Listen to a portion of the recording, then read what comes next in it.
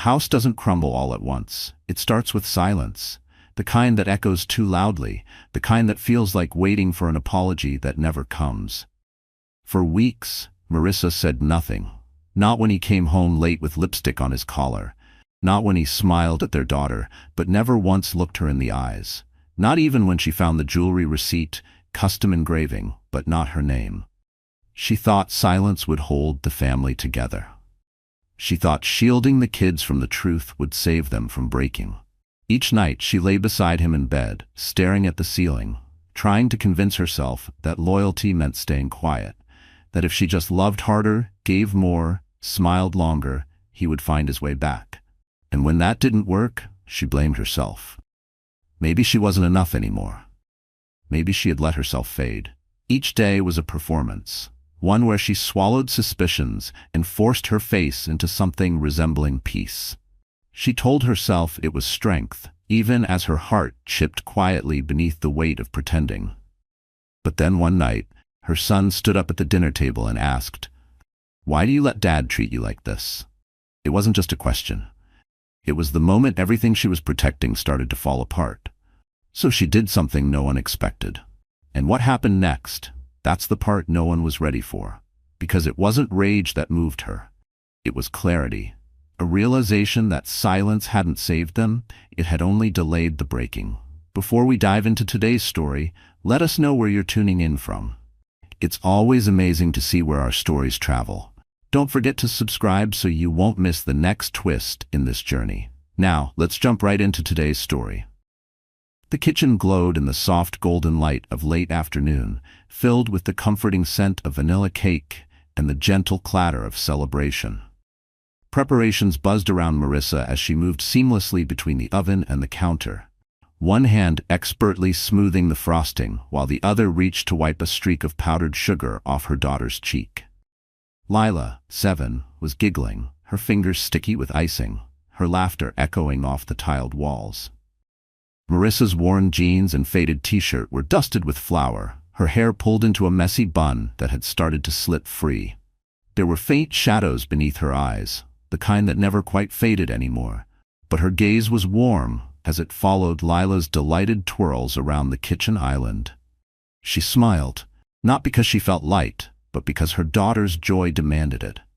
She memorized the sound of Lila's laughter, like someone bottling sunshine in case the world turned cold again. Out on the porch, Owen stood quietly, too still for a 12-year-old. His white dress shirt had been carefully pressed the night before, his shoes shined by his own hands. He wasn't playing with friends or chasing his sister. He was watching the empty road. Every 10 minutes, he glanced at his wristwatch, hopeful at first, then with a growing tightness in his chest. It was already 5:30. His dad was 90 minutes late. Marissa peeked through the window, forcing a smile when their eyes met.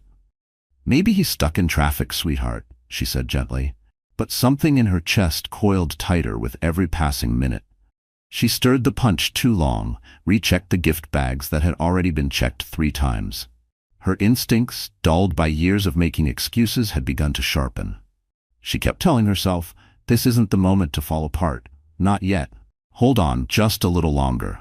And the more she said it, the more brittle she became. And beneath the mechanical motions, something inside her was unraveling, quietly, invisibly, like a seam torn loose, one thread at a time. The guests arrived right on time.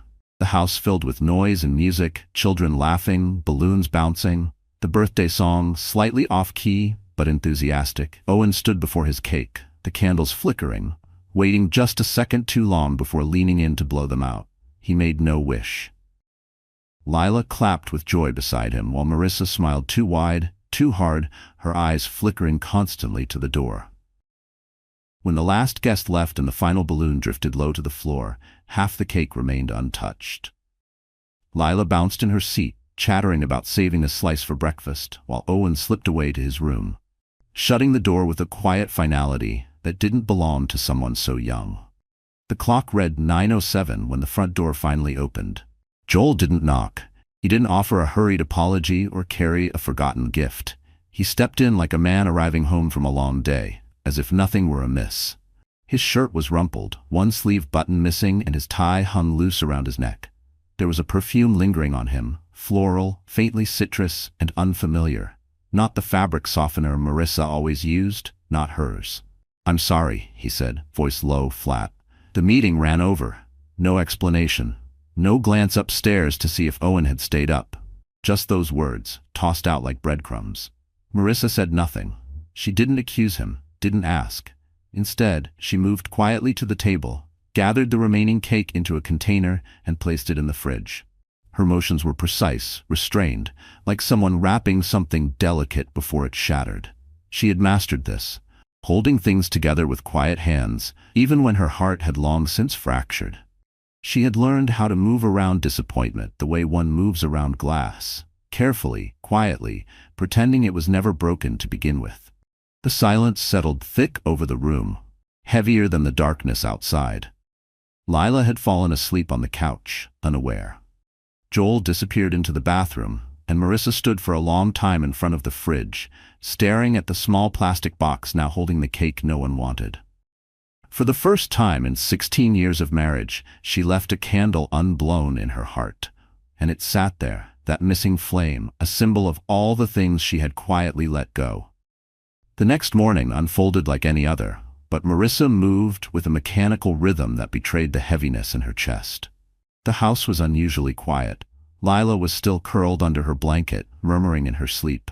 Owen had already dressed for school. The clink of his spoon against the cereal bowl echoed through the kitchen like a metronome of routine. Each sound, each motion was wrapped in the quiet ache of unspoken truths.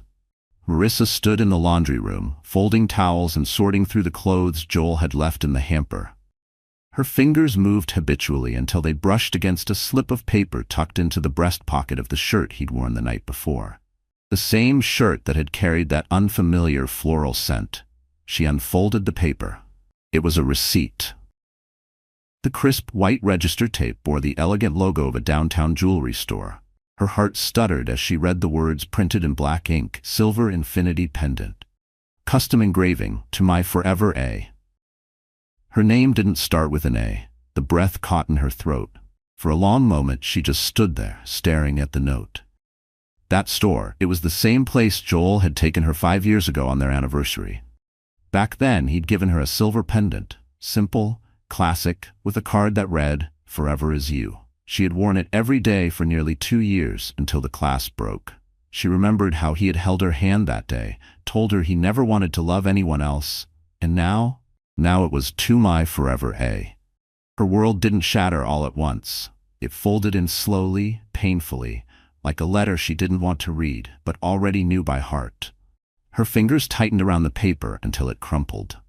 Later that day, Marissa stood in front of the same store, the receipt tucked inside her coat pocket. She had driven there without telling anyone, claiming a quick errand after work. Her hands trembled slightly as she stepped through the doors, the soft chime overhead at odds with the sudden thunder in her chest. The young woman behind the counter greeted her politely. Marissa smiled as naturally as she could manage and pulled out the receipt. "I'm following up on a gift that was ordered recently," she said, her voice calm and friendly. "Just wanted to double-check it was received properly. It was under Joel Winters." The woman typed something into the computer and then nodded. "Yes, it was picked up 2 days ago. A silver infinity pendant, engraved. It was ordered for an Amber Delaney." Amber. The name landed like a shard of glass slicing through something delicate inside her. Marissa nodded slowly. "Thank you," she whispered. She walked out of the store in a daze. The noise of the street was muffled like she was underwater. The world no longer looked familiar. The sidewalks were the same. The city smelled the same, coffee and car exhaust and spring rain, but everything felt wrong, as if reality had shifted by half a degree, just enough to knock her off balance. Amber, and forever. She replayed the words in her mind again and again until they bled into her thoughts like ink in water. That night, the house glowed in soft yellow light. Lila was humming a lullaby to her stuffed rabbit, sitting cross-legged in the living room. Owen was dutifully stacking dishes into the dishwasher. Marissa stood at the sink, staring out the window, her hands clenched into fists at her sides. "Owen," she said gently, not turning around, "can you finish cleaning up tonight? I'm not feeling great." Owen glanced over, his brow furrowing. He nodded slowly, watching his mother for a second longer than usual, like he knew something was off but didn't know how to ask. He didn't say a word, just turned back to the dishes with a quiet resolve that broke her heart. Marissa retreated to her room, sat on the edge of the bed, and stared at the soft flicker of the nightlight on the wall. She didn't cry. She didn't scream or tear the receipt into pieces. Instead, she sat completely still, her breathing even, as though bracing for a storm not yet come. She didn't mention the perfume, didn't bring up the pendant or the engraving, didn't say the name Amber out loud, because saying it would make it real. Instead, she chose silence, not out of weakness but out of strategy. She chose observation, calculation, because something inside her had shifted. The version of herself that had spent years hoping, waiting, doubting, was fading, and what replaced it was sharper, steadier. Like the air before a thunderstorm. Her silence hummed with something dangerous. She didn't know what she would do next, not yet, but she knew one thing for certain: the storm was coming, and this time she would not be caught in it unprepared. The house was unusually still that evening, wrapped in the kind of silence that felt thick and listening. Outside, wind stirred the branches, tapping against the windows with a rhythm that almost matched the beat of the washing machine in the laundry room. Marissa moved through the soft hum of the evening, folding towels and sorting through Lila's tiny socks, the scent of lavender detergent filling the small space. Lila was on the living room floor, legs tucked beneath her, as she focused on coloring a sun with too many rays. Owen wandered the hall upstairs, a math textbook tucked beneath his arm, searching for his father to ask a question about long division. As he passed Joel's office, Owen paused. The door was slightly ajar, the low murmur of his father's voice threading through the crack. Owen tilted his head. It wasn't unusual for his dad to be on the phone at night, but something in the tone made him stop. "She's starting to suspect, but don't worry. Jamaica is still on, next week, like we planned." Owen's body locked in place. The blood rushed from his head, his grip on the textbook loosening. Jamaica. Well, Graham, his mom had talked about going there for years, ever since she saw a photo of the beaches on their 10th anniversary. It was supposed to be their dream trip, one they never managed to take because life, kids, and Joel's work always came first.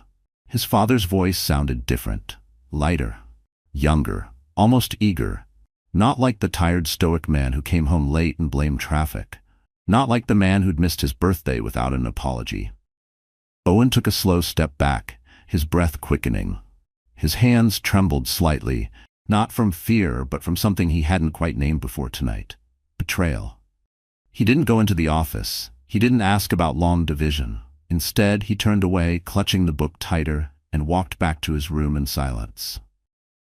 That night after dinner, the family moved like a carousel with mismatched music. Lila hummed to herself while stacking forks in the drawer. Marissa stood at the sink, hands in dishwater, her eyes far away. Joel entered the kitchen in a crisp button-down shirt, his hair slightly damp, cologne fresh. "Hey, champ," he said casually, reaching for a glass. Owen didn't look up. He sat at the table, his arms folded, his posture stiff. "Where were you on my birthday?" Joel paused. The glass hovered midair for a second. "I told you. I had a meeting. It ran late." "You're lying," Owen said, without blinking. Marissa turned her head just in time to see Owen lift his chin, defiant, his eyes locked on his father. "I heard you last night. You were talking to someone about Jamaica. You said Mom's starting to suspect. I know what that means. I'm not a baby." Suddenly defensive, "You cheated on Mom," Owen cut in. "You missed my birthday to be with someone else, and then you lied about it. You lied to all of us." Marissa stepped forward, but Owen's voice grew sharper. "I used to think you were good. You always told me to be honest, to respect people. But you're a liar, and I don't want to be anything like you." Joel's jaw tensed, his words trapped behind clenched teeth. Lila peeked from the hallway, her eyes wide, hugging her doll tighter. Without another word, Owen stood, pushed his chair back slowly, and walked past his father. He didn't flinch. He didn't look back. Marissa stood frozen. Part of her wanted to stop Owen, to tell him not to speak that way to his dad. But a louder part, the one buried under months of doubt, felt something else. Validation. Later that night, Marissa knocked gently on Owen's door. When he didn't answer, she turned the knob and stepped into the soft darkness of his room. The only light came from a small desk lamp, casting a warm glow over his notebook. Owen sat quietly at his desk, head bowed, pencil still in hand. She saw the pages in front of him, not math problems or science notes, but his journal. The handwriting was messy, slanted with emotion. A few tears had smudged the ink. She read without asking, "I hate pretending everything's fine. I hate seeing Mom cry when she thinks I'm asleep. If Dad really loved her, he wouldn't do this. I used to think he was a hero. Now I don't even know who he is." Her breath hitched. She placed a gentle hand on his shoulder and Owen flinched, startled. "You don't have to hide how you feel," Marissa said softly. "Not from me." He wiped his eyes with the back of his hand. "Are you mad at me for saying what I did?" "No," she whispered. "I'm proud of you. I wish I had your courage." He looked at her then, eyes red but steady. "Are you going to forgive him?" Marissa's gaze dropped to the floor. The question echoed in her bones. "I don't know yet," she admitted. "But I do know this. I'm not going to let anyone keep hurting you. Not even your father." For a long time, neither of them spoke. The quiet wrapped around them like a threadbare blanket, fragile but warm. Marissa walked to the bookshelf and picked up a framed photo of Owen and Joel at a baseball game, smiling wide under the sun. She stared at it for a beat, then turned it face down as she tucked Owen into bed. He whispered, "Mom?" "Yes?" "Can we go somewhere? Just us, like a weekend trip?" She nodded. "Yeah, we'll find a place where the three of us can breathe." And in that small, heavy moment, Marissa understood something she hadn't allowed herself to feel before. Her silence, her patience, her choice to protect the children by pretending it hadn't spared them. It had only delayed their pain. Owen had been watching, listening, carrying burdens no child should. He had seen the cracks before she acknowledged them. And now it was no longer just her heart breaking, it was her son's too. But maybe, just maybe, it was also the beginning of something else. The first step toward a truth that could no longer be ignored. It was a gray Thursday afternoon. The kind that draped over the school like a heavy curtain.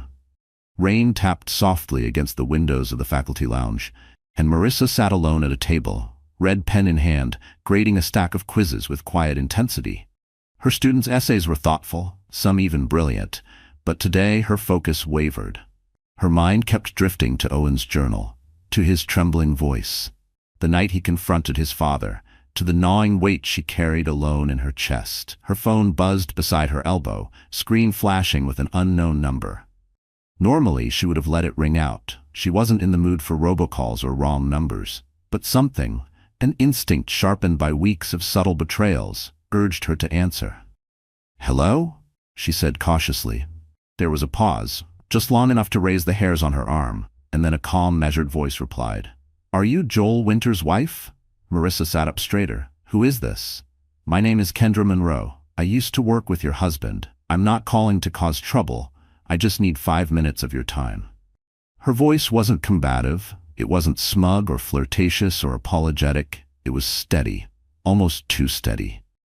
Marissa's fingers tightened around her phone. "Why now?" "Because I think you deserve to know the whole story," Kendra said, "and I think I'm one of the few people who can help you see it." They agreed to meet at a small coffee shop tucked between a florist and a bookstore near the school. Marissa had taken her students there once during a holiday reading week. It smelled of cinnamon and old wood, the kind of place where people whispered instead of shouted. When Marissa arrived, Kendra was already seated by the window, a mug of untouched tea in front of her. She stood as Marissa approached, extending a hand with polite hesitation. Kendra was composed, neat and unassuming. Her brown hair was tied into a sleek bun, and she wore a simple navy blazer. There was nothing provocative or performative in her appearance, just the quiet elegance of someone who knew why she was there. "Thank you for coming," Kendra said. Marissa sat down across from her, her back straight, her hands resting on her lap. "You have 5 minutes." Kendra didn't flinch. She reached into her bag and slid a thin folder across the table.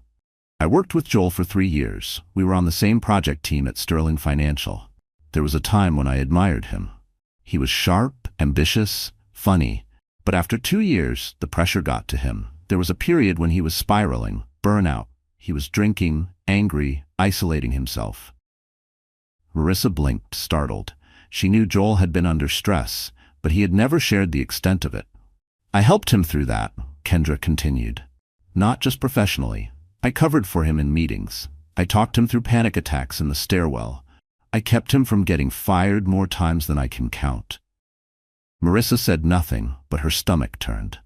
She wasn't sure what hurt more, that Joel had spiraled, or that someone else had been there to catch him, and he had never told her. I didn't tell you that to make myself look good, Kendra added quickly, as if sensing her thoughts.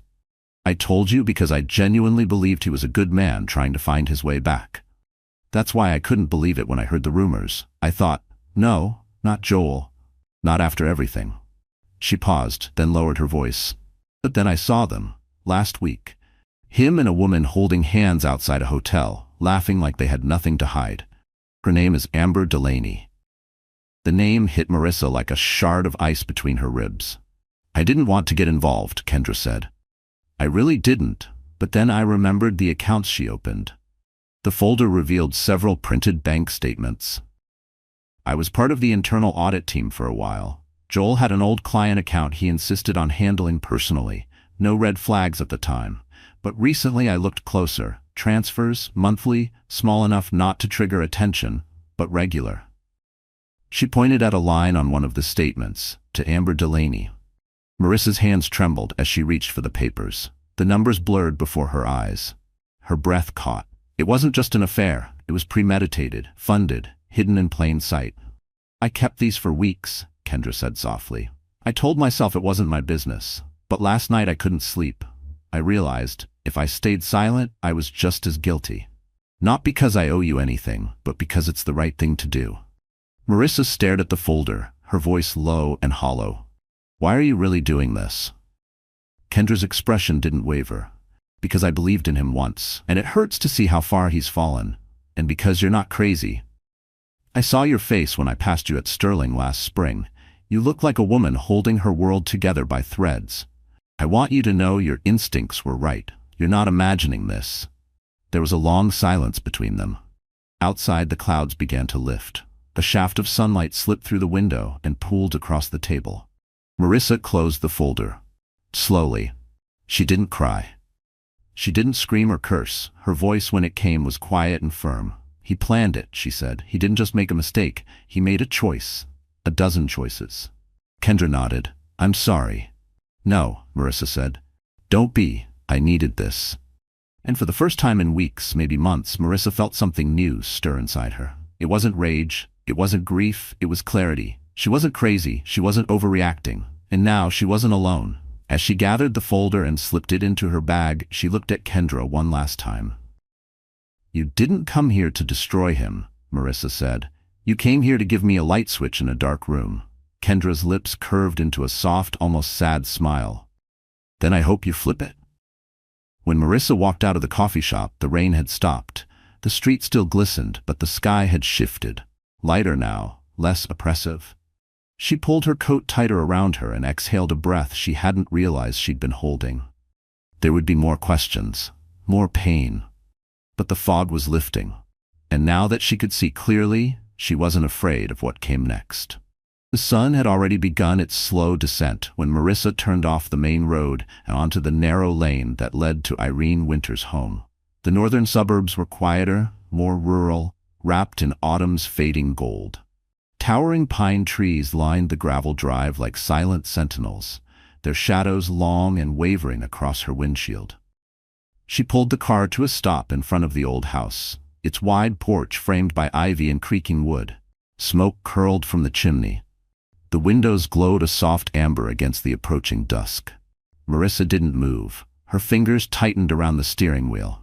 The folder Kendra had given her lay untouched on the passenger seat. For a full minute, she just sat there, frozen not by the cold, but by the uncertainty of what waited on the other side of that door.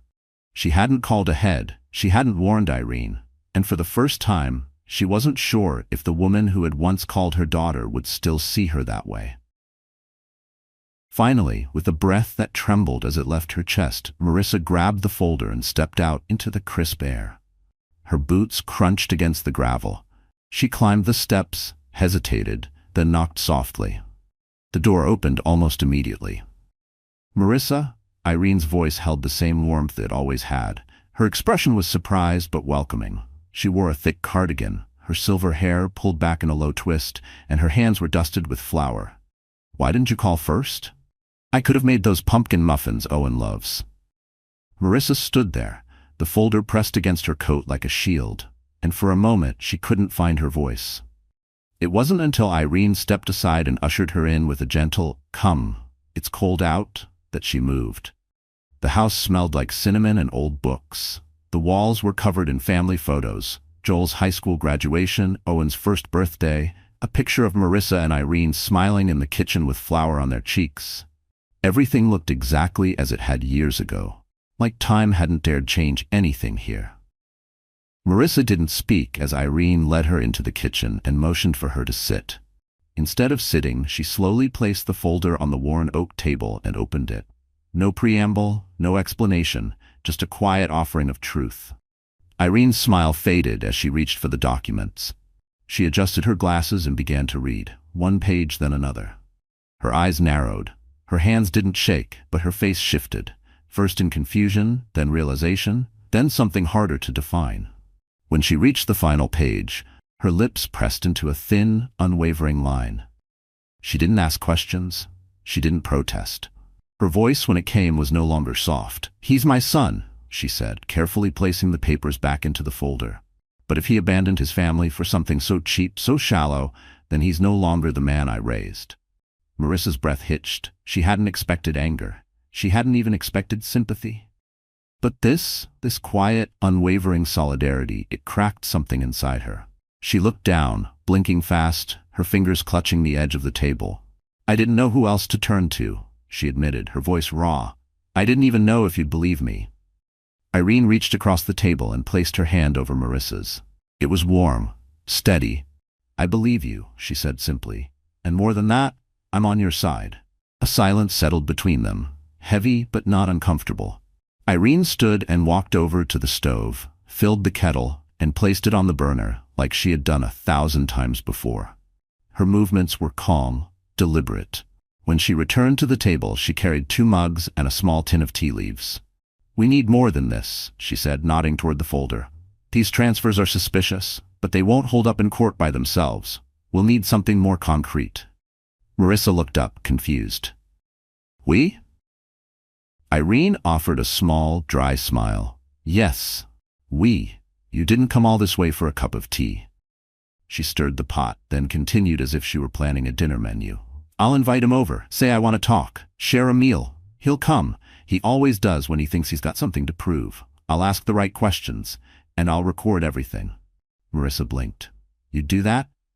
Irene didn't hesitate. "It's not about betrayal. It's about justice. For you, for Owen and Lila. They deserve better than this silence." The teapot whistled softly behind her as if to punctuate her words. Marissa found herself unable to respond right away. It wasn't just the plan, it was the way Irene spoke. Like a general preparing for battle.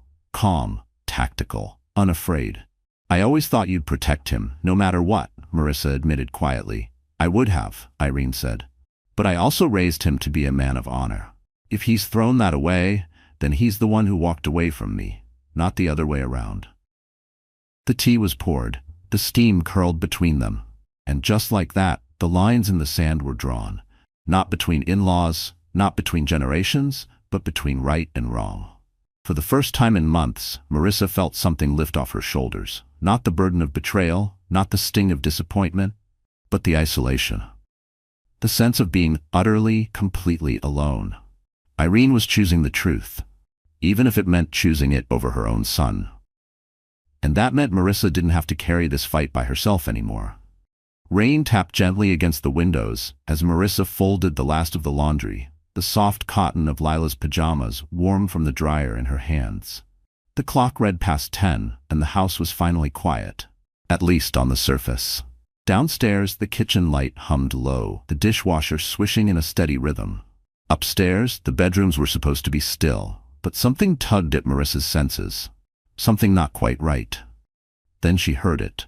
The faint, almost imperceptible sound of tiny feet padding down the hallway carpet. She turned just as a small shadow appeared in the doorway. Leela? Marissa's voice softened as she saw her 7-year-old daughter standing there, bunny pillow clutched tightly in her arms, her eyes glistening like 2 round glass marbles in the dim light. "I can't sleep," Leela whispered, her voice trembling. Marissa knelt down and opened her arms. Without a word, Leela didn't hesitate. She crossed the room and buried herself in her mother's embrace, the bunny pillow squished between them. The child's body was warm and slightly damp from tears she hadn't yet wiped away. Marissa held her tightly, feeling the fragile rise and fall of her chest, her little heartbeat fluttering like a trapped bird. She brushed back the girl's fine hair, tucking it behind her ear. "What's keeping you up, sweetheart?" There was a long pause. Then Leela looked up, her voice barely more than a breath. "Is Daddy gonna leave us?" Marissa felt her stomach drop. Of all the questions, of all the possibilities that had raced through her mind these past weeks, she'd never expected this one to come from Lila's lips. She blinked quickly, but it was too late. Lila had already seen the flicker of pain in her mother's eyes. I thought maybe he was just working a lot," Lila added, her bottom lip trembling. "But he missed Owen's birthday, and he doesn't come home for dinner anymore. And you cry when you think I'm sleeping." The words sliced through Marissa like ice. She opened her mouth, but nothing came out. Her throat burned. Lila's small hand came up to rest on her cheek. "Did I say something wrong?" she asked quietly. "No," Marissa finally managed. "You didn't." There was another pause before Lila whispered, "Owen said Daddy has someone else. I heard him tell his friend. On the phone. I didn't mean to listen, but I did. I asked Mia in class what that means, and she said it's like a new person to love." Marissa didn't move at first. Her breath caught, as if the room had suddenly thinned of oxygen. The hallway, the soft light, the tiny figure clutching a bunny pillow, all of it folded into something too fragile to touch. She hadn't prepared for this. Not for her daughter's voice to be the one to shatter the illusion of protection she'd been building around them like glass. She knelt down and wrapped both arms tightly around Lila, pulling her close until her small frame was pressed against her chest. The child melted into her without hesitation. She couldn't hold back anymore. The tears came, hot and fast, soaking into Lila's hair. They weren't just tears of sorrow, they were tears of failure, of guilt, of all the words she had chosen not to say, believing silence was kindness. And beneath that flood of emotion was a deeper shame, one she hadn't allowed herself to name. The shame of watching her child grow up too soon, because she hadn't been brave enough to speak the truth. "I'm so sorry, baby," Marissa murmured. "I'm sorry you even have to think about things like this." Lila pulled back slightly, just enough to meet her mother's eyes. Her voice quivered. "Is he going to love her more than us?" The question didn't sound like anger. It sounded like surrender, a quiet giving up. "No one will ever love you more than I do," Marissa said through gritted teeth, not from anger, but from the sheer, overwhelming urge to protect. "And no one is ever going to take me away from you. I will always be here. Forever." Lila looked up at her again, this time with a softness that didn't belong on a child's face. It was the kind of look only pain could shape, a knowing, wordless ache. "Okay," she said, nodding slowly. "I won't ask anymore. I just want you."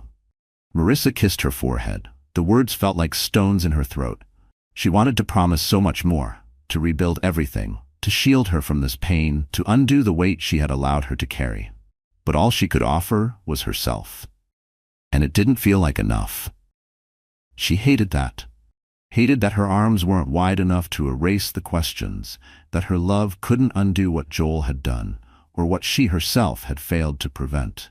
She wished she could promise Lila that everything would go back to normal, that birthdays would be full of joy again, that dinner tables would be loud with laughter and not marked by empty chairs, but she couldn't. All she could offer was presence, arms, truth. After a few minutes, Lila's breath evened out. She drifted to sleep, curled up beside her mother on the bed, still holding her bunny pillow like a life preserver. Marissa stayed there, watching the soft rise and fall of her daughter's chest, listening to the rain, and the sound of her own guilt echoing through the silence. Lila hadn't needed the full truth, but she'd already pieced it together. And worse, she'd chosen not to ask. Not because she didn't care, but because she did. Because somewhere inside her, Lila had decided it would hurt her mom more to explain, than to endure. Marissa realized then that Lila's quiet, gentle nature wasn't just innocence, it was resilience. The little girl had absorbed the tension in the house, the whispered fights, the missed meals, the birthday that ended in silence. She had carried it quietly, alone, until it spilled out in the middle of the night, in a hallway lined with shadows. Unlike Owen, who had confronted the truth head-on, Lila had internalized it. She had let it burrow into the corners of her childhood, like a cold draft under a locked door. And now she had decided to stop asking questions, just so her mother wouldn't have to answer them. That kind of selflessness should never have belonged to someone so small. And yet Marissa had allowed it, too afraid of the noise that truth would make. She had thought she was shielding her children, when in truth, she was training them how to survive in silence. As Marissa lay awake beside her daughter, she finally understood something crucial. Silence was not protection. It was a burden even the youngest were forced to carry when truth was withheld. And it had made her daughter grow up in quiet, invisible ways. She had thought keeping quiet would shield them, that delaying the fallout might soften the blow. But it hadn't. It had only taught Lila to carry the weight of things she didn't understand. And that realization broke Marissa more deeply than any betrayal ever could. Because her daughter, the joyful, whimsical girl who once believed in fairies under the stairs, was now whispering promises of emotional restraint to protect the very adult who should have protected her. Marissa knew something had to change. This wasn't just about Joel anymore, or even about the affair. This was about their children, about their home, about rewriting the story before the next chapter did more damage than the last. As the rain finally tapered off outside, leaving behind a hush that felt like the world holding its breath, Marissa closed her eyes and made a silent vow. She would no longer stay quiet. For Owen, for Lila, and for herself. He said finally, "She doesn't need me to be perfect with her. I feel young again, like I matter." Irene tilted her head. "And Marissa?" He gave a soft laugh, humorless and bitter. "Marissa used to be my anchor, but now she's just tired, quiet, like a shadow. We live in the same house, but it's like we're miles apart." "You think she changed?" Irene asked evenly. "Everyone changes." Irene put her glass down carefully, aligning it with the edge of her placemat. She looked across the table, not at the son she had raised, but at the man he had become, entitled, self-absorbed, blind to the weight of his own choices. "No, Joel," she said quietly, but with a firmness that cut through the room like a blade. "Good people don't change in the way you're describing. They evolve, yes, they struggle, they grow tired, but they don't abandon their families and call it freedom." Joel's smile faltered. "Mom, no," she said, holding up a hand. "You don't get to spin this into a story where you're the victim. You don't get to paint Marissa as a ghost just because she stopped dancing around your moods. And you certainly don't get to excuse neglect by calling it self-care." He stared at her, the flush rising in his face. "You think I'm selfish." "I think," she said, voice trembling slightly now, "that you've confused selfishness for liberation, and you've done it at the cost of your children's trust. At the cost of the woman who stood beside you through everything." A long silence followed. Somewhere upstairs, the floor creaked as Marissa shifted her weight. Joel didn't hear it. His focus was on the woman sitting across from him, the one who had always offered him grace, until now. "You have no idea what it's like being in that house," he muttered. "You're right, I don't, but I know what it's like to be a mother, watching her son make a mess of the life he built with someone who loved him. And I know what it feels like to wonder if that boy even remembers the values he was raised with." Joel's throat bobbed as he swallowed. Irene leaned in slightly, her voice dropping lower. "You can run from your marriage, Joel. You can lie to yourself about why you left. But don't come here expecting me to applaud it. Don't mistake my dinner table for a confessional." His jaw tightened. "I didn't come here for judgment." "No," she said, folding her napkin slowly. "You came here because somewhere deep down, you still hoped I'd make you feel okay about it." Joel pushed his chair back, rising to his feet. "Thanks for dinner, Mom." She looked up at him and said the final blow, calm as snowfall. "People don't abandon their families because they outgrew them, Joel. They do it because they're too cowardly to admit they failed them." He stood there speechless. The words hit harder than he'd expected. For a moment, he didn't recognize her. Not the woman who had always made him cookies when he was sad, not the mother who cheered the loudest at every school play. This version of Irene wasn't angry. She was disappointed, and that made it hurt more. Without another word, he walked out. The door clicked behind him. Upstairs, Marissa finally exhaled, her hands still shaking. She pressed stop on the recording and clutched the phone to her chest.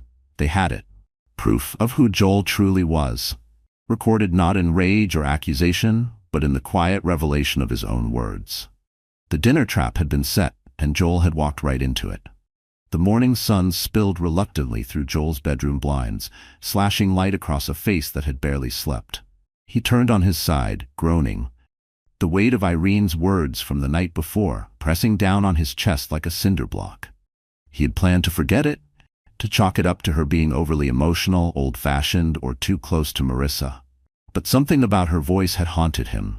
That something grew heavier when his phone rang. He squinted at the screen. Unknown number. He hesitated, then picked up. "Mr. Winters?" The voice was calm, professional. "This is Cynthia Morales from the law offices of Tanner and Gold. I'm calling on behalf of Marissa Winters. We've sent an official document to your residence this morning. You should have received it by now." Joel sat up abruptly. "What document?" "A formal petition for divorce," she replied smoothly. "It outlines her custody requests, evidence, and legal representation. We suggest you review it thoroughly." He hung up before she finished. Still half-dressed, Joel stormed toward the front door, yanked it open, and froze.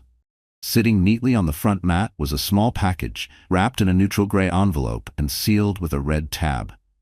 His name was printed on the label, in Marissa's handwriting. For a moment, his hands trembled. He yanked it open. Inside was a USB and a thick document, stapled and signed in blue ink. He flipped through it, each line cutting deeper than the last. Primary custody of the children, claims of emotional neglect and infidelity, exhibits, financial records, witness testimony, and he blinked, an audio recording. He shoved the USB into his laptop and hit play. His own voice filled the room. "I just want to live for myself now. She's not exciting anymore. Amber makes me feel young again."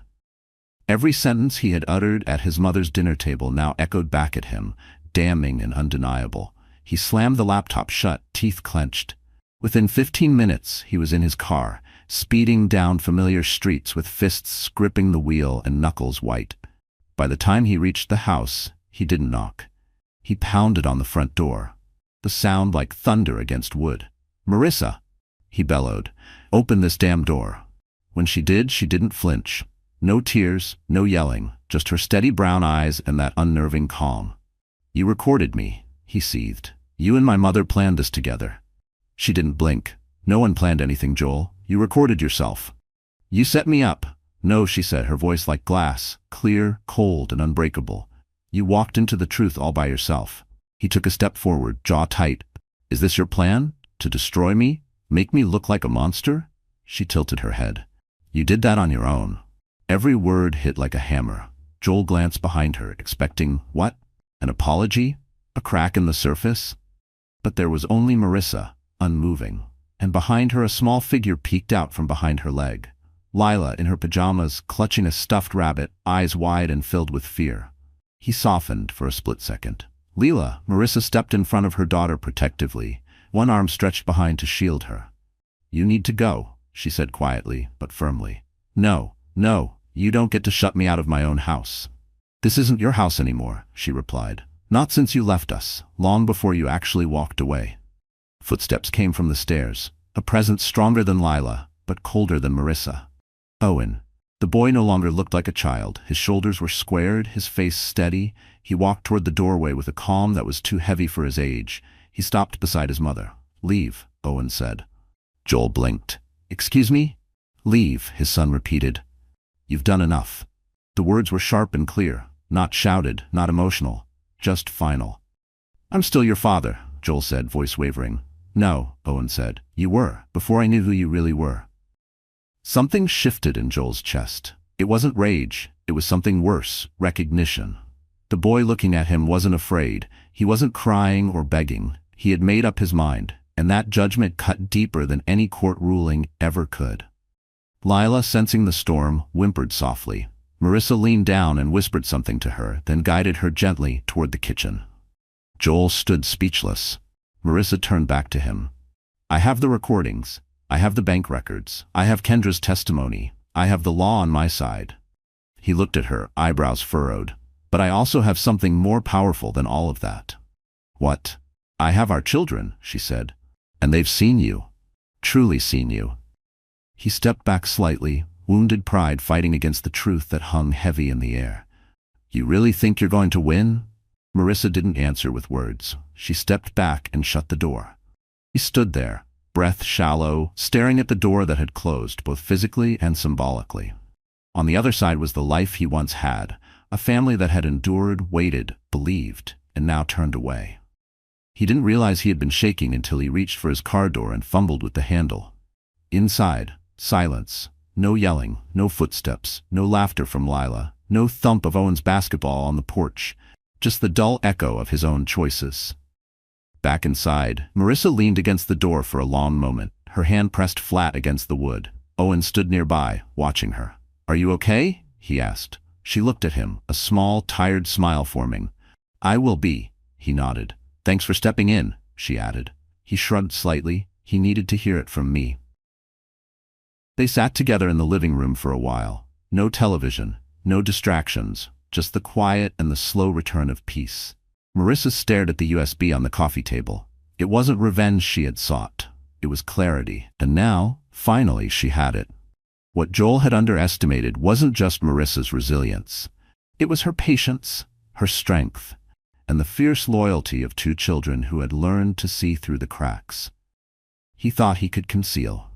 What he had called weakness was the very thing that made her strong enough to leave him behind. And for the first time in a long time, Marissa felt the wind shift. Not the end of a storm, but the start of something new. The wind that swept through the parking lot of the family court building carried a chill that seeped into Marissa's coat. But she didn't shiver. Inside, the mediation room was silent and tense, despite being filled with people. The buzz of printers in distant rooms, the shuffle of documents, and the occasional cough were the only sounds. Still, it felt like the air was holding its breath. Marissa sat straight-backed beside her attorney, her hands folded neatly on a legal pad. There was no nervous twitch, no eyes darting across the room. Her expression was calm, but not distant. It was the composure of a woman who had faced storms and no longer feared the lightning. The door opened. Joel entered, wearing a navy suit, crisp and calculated, as if his tailor could sew away guilt. His stride was confident, but Marissa noticed it. The slight hesitation before he sat, the way his eyes avoided hers. He was holding on to control, but his knuckles betrayed him, white and clenched. Across from one another now, the two halves of a broken home. A mediator took the center chair, nodded to the stenographer, and began. Let's begin with any preliminary statements. Joel leaned forward slightly, clearing his throat. I'm requesting a standard division of assets as defined by state law. I also believe I should retain primary usage of the family home, as I've been the primary earner throughout the marriage. His attorney gave a measured nod, as if rehearsed. Marissa didn't flinch. She didn't even look at Joel. Instead, she opened the soft-covered notebook in front of her, then closed it gently. Her attorney took it from there. We contest that assertion, Cynthia Morales began smoothly. And we have extensive documentation showing Mr. Winters has not only committed infidelity, but has financially compromised the stability of the household and caused significant emotional harm to both the spouse and children. She placed a thin but heavy file on the table. First, the audio recording. The mediator pressed play. Amber makes me feel young again. Marissa's just there, familiar, but I need more. Joel's jaw tightened. He didn't look up. Next, Morales continued, the bank statements. Transfers from a hidden secondary account, monthly, consistent, all sent to Amber Delaney. Then came the emails, affectionate, entitled, and damning. Promises of a life together in Jamaica. Jokes about being free of the old ball and chain. There was no outburst, no raised voices, just silence that grew heavier with every page turned. Exhibits A through G, Morales concluded, outline a pattern of behavior that directly undermines any claims Mr. Winters has made about commitment, integrity, or entitlement. Joel finally looked up, but his eyes no longer challenged. They searched the room as if hoping someone would contradict what had just been presented. Marissa's gaze remained on the table. Then gently, she slid a single sheet of paper forward. "This isn't legal evidence," she said, "but I think it matters more than anything we've shared so far." Morales passed it to the mediator, who read the heading aloud. "A hero isn't always who you think," by Owen Winters, grade 6. The essay was handwritten in blue ink, the lines slightly slanted, the signature of a boy still learning how to carry truth. "People say my dad is a good man. I used to think that too. But good people don't miss birthdays. Good people don't make moms cry when they think no one can hear. Good people don't disappear when you're scared. I used to wait for my dad to come home. Now I wait for him to go away. A hero is someone who protects you, who shows up. My hero is my mom." The room went still. The mediator put the page down slowly. Even Joel's lawyer sat back in his chair, lips pressed into a line as if choosing not to offer any rebuttal. Joel's shoulders sank. He didn't reach for the paper. He didn't defend himself. "I didn't know," he muttered, but no one spoke in return. His voice cracked. "I thought I was doing the right thing, by finally doing what made me happy." No one moved. "But if my own son doesn't think I'm a good man, then maybe I don't deserve to fight this." His attorney reached to whisper something, but Joel lifted a hand to silence him. "Marissa," he said, voice low, "I don't expect you to forgive me, and I know the kids probably won't either. I just hope one day I can show them something better than this." Marissa finally looked up. Not with malice, not even with anger, just tired truth. "You had the chance to show them better," she said. "You chose yourself instead." There was no more to say. The mediator nodded and asked both parties to step out briefly while documentation was updated. As Marissa stood, she gathered the essay gently and placed it back in her folder like it was made of glass. Joel watched her as she walked out the door with their lawyer, then dropped into his seat like something inside him had collapsed. Not from legal defeat, but from the undeniable voice of a child who saw clearly and had spoken without hate. Just truth. That was the blow no adult pride could shield against. Outside the mediation room, Marissa leaned against the cool marble wall of the corridor and exhaled, for what felt like the first time that morning. Owen's words had echoed louder than she anticipated, but they had also anchored her. Proof that she wasn't just surviving this storm, she was protecting her children from drowning in it. Inside, the gavel of the legal world hadn't yet fallen, but in the heart of a boy, the verdict had already been passed, and that was the only one that mattered. The mediation room had just begun to settle. The damage had been done. Joel sat still, his shoulders drooped from the weight of Owen's words. Marissa remained composed, her gaze firm but quiet. The mediator was preparing to adjourn when the door creaked open. Once again, Irene Winters stepped inside.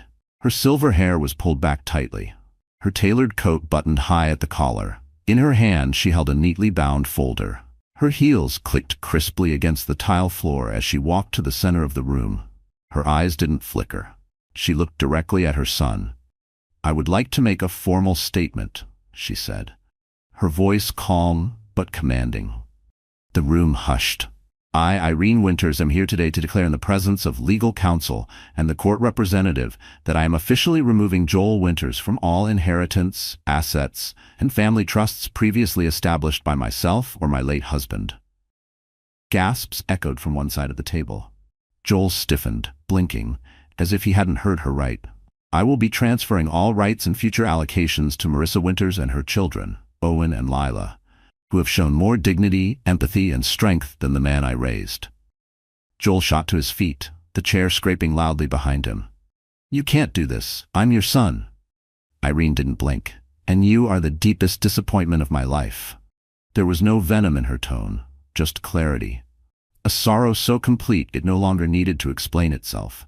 Her words were not meant to punish. They were meant to restore something more sacred: honor. "You think this is about betrayal," she continued. "It's not. It's about the choices you made, the lies you told, the children you left behind in spirit long before you left in body." Joel looked around the room, searching for an ally. None remained. His lawyer stared down at his notes. The mediator sat still, expression unreadable. Marissa didn't gloat, didn't smile. She only looked at Irene, and in her eyes, for the first time in what felt like months, there was something soft, something that looked like relief. Joel's hands trembled. "You're siding with her?" Irene looked at him for a long beat. "No, Joel, I'm siding with what's right." There was no malice in her voice, just weariness, a kind of quiet ache that came from a mother forced to reckon with the man her son had become. The silence that followed was not empty, it was full of consequence, of finality, of the echoes of all the things that had gone unsaid for too long. Marissa closed her notebook slowly, as if marking the end of a chapter she hadn't written, but had survived. Irene turned to her. "You have a future, Marissa. One not built on silence or sacrifice. Use it." Marissa nodded once, tightly. She didn't cry. Joel stood frozen in place, his mouth slightly parted. But there was nothing left to say. His mother had spoken, and her judgment, unlike the court's, carried a deeper authority.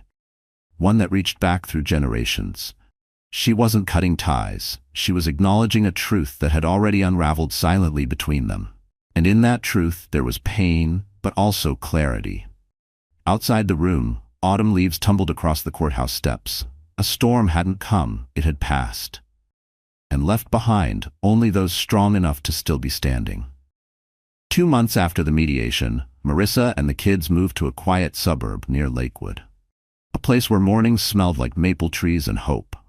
The house wasn't large, but it had a front porch, a sunlit kitchen, and enough garden space for tomatoes and lavender. It didn't need to be grand. It just needed to be theirs. 1 week later, a wooden sign was hung on the brick storefront downtown. Chapter 2. Books and Community Reading Corner. The name wasn't just clever, it was intentional. A second beginning, born not from forgetting the past, but from choosing to live beyond it. Inside, the shelves were built by Owen's hands, still awkward with the drill, but proud of every screw. Lila picked out the wall color, a soft, warm yellow. "It looks like sunlight," she said with a grin, smeared with blue paint. As Marissa strung fairy lights across the window, she glanced at her daughter. "Do you miss the old house?" Lila shook her head. "Here, I feel like I can breathe." Marissa hesitated. "Do you miss your dad?" The girl's answer came softly. "I try to remember the good things, but it's not easy."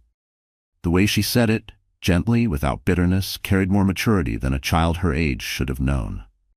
The bell above the door jingled for the first time that Saturday morning. A woman in her 70s, with reading glasses and a gentle smile, stepped in and asked about Agatha Christie novels. Marissa made her a cup of Earl Grey and found her a chair by the window. For the next hour, they spoke about books, not pasts. And that was enough. In that quiet, surrounded by paperbacks and soft laughter, Marissa felt something loosen in her chest. Like a breath she didn't realize she'd been holding. There were no grand declarations, no viral blog posts, no revenge tell-alls. Marissa didn't try to rebuild what was broken. She built something entirely new instead. Brick by brick, book by book, breath by breath. And in that quiet act of healing, something remarkable happened. Life moved forward. The leaves had just begun to turn golden when Kendra Monroe returned. She stepped into Chapter 2 on a breezy Thursday afternoon, wearing a navy coat and holding a plain white envelope. "I don't want to stay," she said. "I just came to deliver this. It's from Joel." He didn't have the courage to send it directly. Marissa took the envelope in silence. Later that evening, with the kids doing homework outside under the fading sun, she sat at the kitchen table and opened it. The handwriting was unmistakably Joel's. The words were simple, without flair or excuses. "I don't expect your forgiveness. I don't deserve it. I just want a chance to be a father again. Maybe not today. Maybe not this year. But someday. If Owen wants nothing to do with me, I understand. If Lila asks why I left, I won't lie. But I don't yet know what to say. I just know I won't run anymore. I won't show up unless they want me to. I won't demand anything. I just want to try, the right way, this time." Marissa stared at the letter for a long time, her fingers tracing the edge of the paper. It didn't shake her, it didn't pull her backward. It just sat there, an echo of something broken, and maybe, if time allowed, something that could be rebuilt piece by piece. She didn't cry, she didn't crumble. She simply turned to look out the window, where Lila was reading to a little girl from next door. She slipped the letter into the drawer beside the sink. She wasn't ready to respond. But she also wasn't throwing it away. Some things needed time, not emotion. Later that night, Owen walked into the kitchen holding the letter. "You left it unlocked," he said, eyes scanning hers. "You read it?" "I did." A long pause. "How do you feel about it?" she asked quietly. He looked down at the letter, then back at her. "I haven't forgiven him," Owen said, "but I'll watch. I'll keep notes, because I still want to believe he used to be a good man." Marissa placed a hand on his shoulder. No words followed, but something shifted in the room. Small, steady, and honest. Not forgiveness, not yet, but something close to hope. The house smelled of cinnamon and warm bread, every corner flickering with soft candlelight. It was Christmas Eve. Snow dusted the window panes like powdered sugar. Lila twirled in her red dress, cheeks flushed with joy, while Owen stood by the fireplace holding up a Santa hat. Marissa slipped it onto her head, slightly crooked. Owen grinned, really grinned for the first time in months. "You look ridiculous." "Perfect," she replied, nudging him with her elbow. "The bookstore's opening on Boxing Day, right?" he asked, grabbing a mug of cocoa. "Yes, you promised to help in the children's section." "Only if there's a mystery shelf," Lila giggled, and Marissa joined in. The sound wasn't loud, but it filled the room with something sacred. It wasn't the laughter of forgetting, it was the laughter of surviving, of growing, of becoming something stronger, something whole. Later that night, Marissa set up the tablet for a video call. Irene appeared, framed by a glowing Christmas tree and wrapped in a deep red sweater. "Marissa," she said, voice steady but warm, "you are the kind of woman this family is proud to have. Thank you for not giving up on those kids, for holding on to your values when it would have been easier to let go." Marissa didn't speak. She only smiled, eyes glossy, glancing down at Owen and Lila curled beside her. Then, quietly, Owen looked up. His voice was low but sure. "I think I get it now, Mom." She turned to him. "Happiness doesn't come from things being perfect," he said. "It comes from being brave enough to write the next chapter anyway." The room fell silent, not with sadness, but with weight. The kind of silence that wraps around you when something important is said. Marissa reached for his hand. Lila leaned in. In that moment, no one was healed completely, but no one was broken beyond repair either. Marissa stepped onto the porch later that night, mug in hand, breath fogging in the cold. The stars blinked above the snow-covered trees, silent witnesses to everything she'd lost and everything she was building. There was no anger left in her, just gratitude, just quiet, and a truth she could finally believe in.